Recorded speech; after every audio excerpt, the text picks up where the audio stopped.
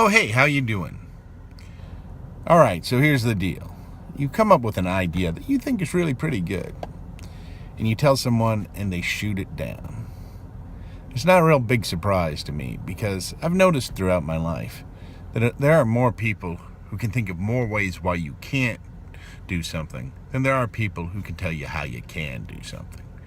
So if you got an idea and you really believe in it, you've got to go with your gut feeling. You've got to go with it. You've got to try for it. Don't let the naysayers stop you. Don't waste a lot of time explaining to a naysayer why something's going to work. Go ahead and do your idea and show them that it works. Now, this doesn't mean to say you should not listen to anything anyone says, because sometimes you might actually have a boneheaded idea. And if you have a boneheaded idea, you really need to listen and consider honest criticism. Like there might be some dangers and everything.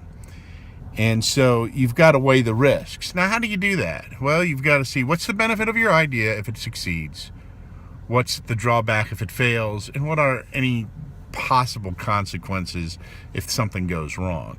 And you've got to weigh that. You've got to be able to execute an idea and not like totally destroy your life by doing it. So a lot of times what you can do is you can scale back the idea, test out the idea, or test some things to see if the idea is going to work before you go full throttle on it. Like you don't want to risk your life savings on a bad idea. So maybe you take part of your savings that you can afford and try out something on a test basis. And so you've got to look at it that way. Now, I'll give you an example.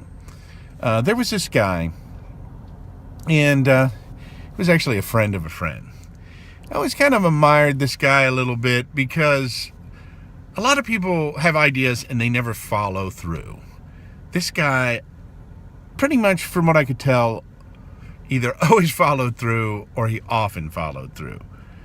But wasn't necessarily a great idea that he always followed through, because sometimes he had some ideas that turned out not to be that good. Now, one idea that he got one day is he said, you know what, I like to eat eggs for breakfast, and I like to eat eggs every day. And so he decides to get some chickens so he can get free eggs.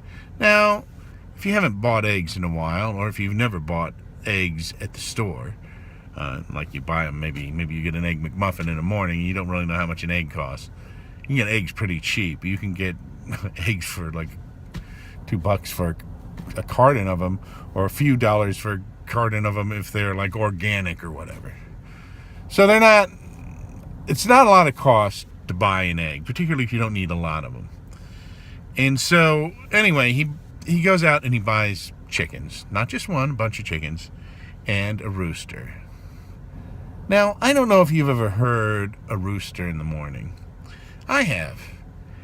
And, you know, when they play on TV or YouTube or in the movies a rooster crowing, it's not really how, at least the roosters I've heard sound. They sound like some sort of creature from who knows where, just squealing in the morning. I mean, they sound horrific. All right? And maybe it was just the breed of rooster that I've heard, but they are loud and they are just, I mean, it sounds like something caught in an awful trap. Anyway, a lot of noise, very loud.